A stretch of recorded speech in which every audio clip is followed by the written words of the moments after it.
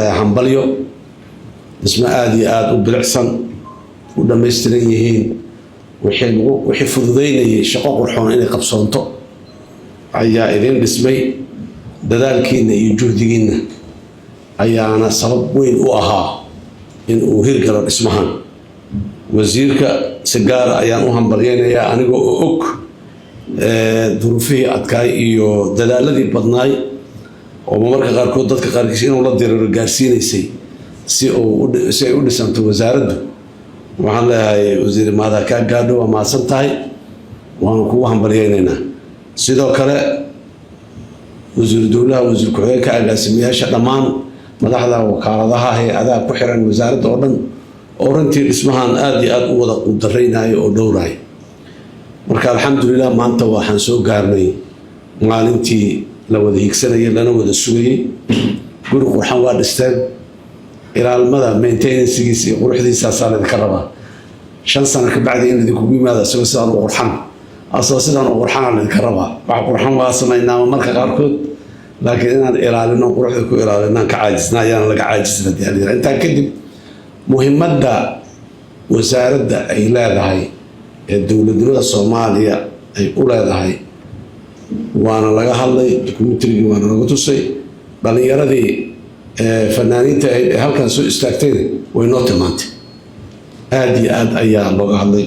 wasaaraddan aad iyo aad ay muhiim tahay laakiin nasiib darro waxaa isqaban waayey habnololeedkeenna iyo dhaqankeenna iyo khayrkan maxaan ku rahay faraha badan ee ballaaran ilaahay uu siiyey yaa iswaafaqi waayey laakiin qarniga 12aad waxaan rabnaa inaan iswaafajino meesha nolosha iyo horumarka iyo maxaan ku radaa dhinac walba uu naga jiraayo waa badda waay baddeena 2 jeer ayay dhulkeeda ka ballaaran tahay inta dhulka jirta iyo in ka badan oo dhulka jirinbana waa ka jirtaa sidii looga faa'iidi lahay loo isticmaali lahay unbaa su-aal ka taagan tahay hal wasaaradood maaha wasaaradda kalluumaysigaa jirto wasaaraddaana jirto wasaarada kaloo badan oo badda usii baahan tahay way jiraan iyo institutions badan oo wasaarad ahayn ama macadka hal macad xataa 3,300 kilomitir aan leenahay inaan dhahno hal macadaan hadda furaynaana aan dhahno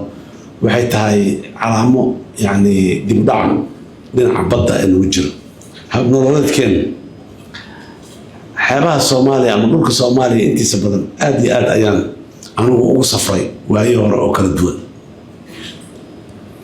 deegaanadeena badda aad iyo aad ay u yaryihiin magaalooyinka badda ku yaalo waxaa ka jiro kuwa qadiimka ahay oo umadii naga horreeyay isticmaalkii iyo kuwii kasii horreeyay ay dhiseen ayaa xeebeen u badan yihiin kasoo bilaabo halkaas Kismaayo kasoo bilaabo Baraawo kasoo xiji mar kasoo marsay xamar marsay Warshaqa geey Cadala geey yani waxa waaye dhammaan hobyagee dhammaan waa magaalooyin qadiima oo taariikh leh taariikh hore leh iyo asbaab ay biriga ku dhismeen laakiin waxa unique ah oo badda Soomaaliyeed intaan xeebaha iyo dhulka marayay aan indhahay ku soo arkay waxa kamid ah xeebta markaa istaagtid in badan oo 3,000 kilomitir kamid ah xeebta markaa istaagtid meesha ugu dhow ee nolol ay ka jirto waa 10 kilomitir meel xeebta u jirta 10 kilomitir ma jirta dabeecadda dhulka qaarkiis meel bacaada oo aan maxaan ku raadaya xoolo dhaqata annaguna xoolo dhaqataana xooluhu aanay ku dhaqmi karin laakiin de wax xoolaha ka badanaya xeebta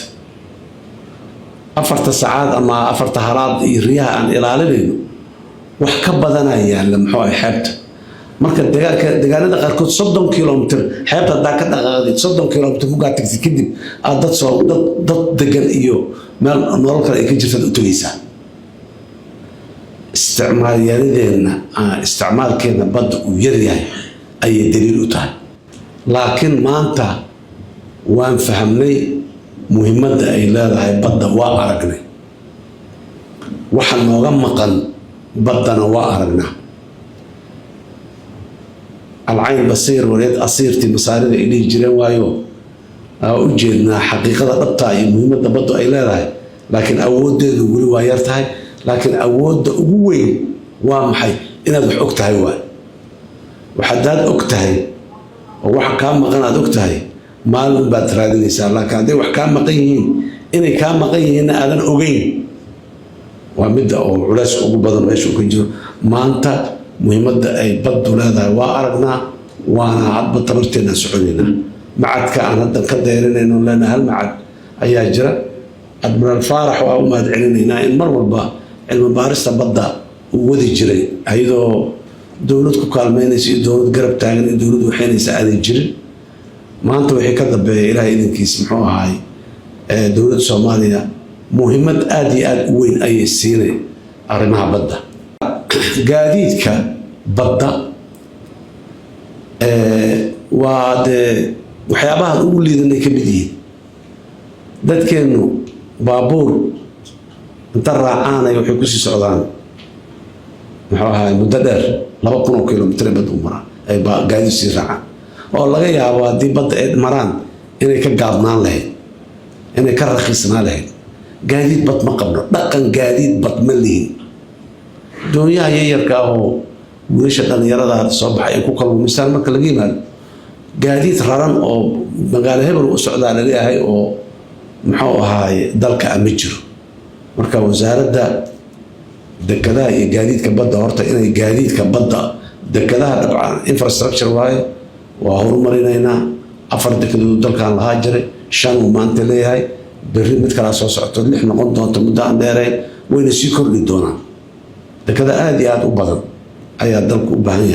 وزارة إنه هو مرسل دكذا وقصبنته دكذا سقارن دكذا الدولة ذي نقدنا قارن دكذا برايفت ذي نقدنا وضد دكذا برايفت كوافرين وأنا الرباس كان عصتها الصومالية إن المال قشت دكذا برايفت كا دكذا اللي نساقرنيان يجري ورشد أنت تقول أما عصر غيري ولا نقول اللي يرى وبابا عيسى ما دكذا مركا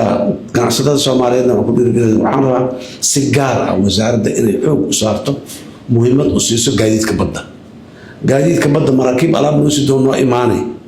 يقوى ألعاب نجا قاعدة يو عالم كسي آلا يا بس معنى لوكالي جودهين سيده قاعدين كبدا استعمال كنا يصدق 100 كيلومتر ملك الصومالي بري أنت سوسكم يجرو بري 100 كيلومتر 4 كيلومتر سوسكم يجرو أنت بدأ لكن واحد 100 بقول يجرو سوسكم يجرو ما بدين marka gaadiidka badda oo localka maxalliga ah in xoog la saaro muhiimadda uu leeyahay dhaqaale ahaan amni ahaan fudayd dhinac walba ayaa aad iyo aad muhiim u ah wasaaradana aad iyo aad ayaan ugu boorinaynaa in ay gaadiidka badda oo localka ay xooga aad iyo aad u saarto waxaa soo harayoon runtii wasaaradda aad iyo aad ugu hambalyeynaya uguna bogaadinayaa wasiirkan ku hambalyeynaya ku bogaadinaya muddadii koobneed ee la joogay sida aan caalamka ugu soo noqdo shuruucda meesha laga tirinayay in badan horey u jireen annagoo aanan ka mid noqonin ayaa burburkii dowladnimada u yimiday qaarna waxay soo dhaceen intii hadda 36 sano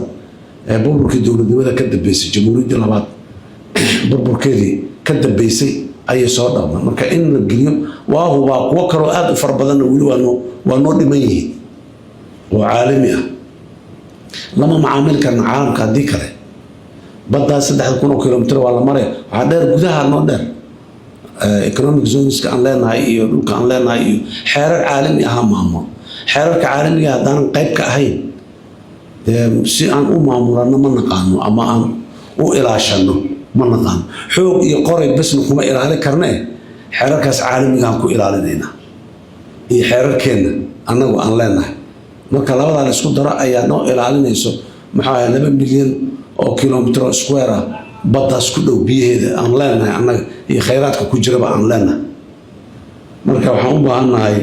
wasiirkana aad iyo aad in aad loo dardar geliyo la dedejiyo xeeldheerayaal muxuu ahay xagga qaanuunka caalamiga ah la isticmaalo oo la horumariyo doorka aan ku leenahay qaanuunka caalamiga ah iyo inaan xubin ka noqono بروتوكولات عالمية أيجرو مركلة وزارة iyo wasiirkeeda iyo shaqaalaheeda waxaan leeyahay hambalyo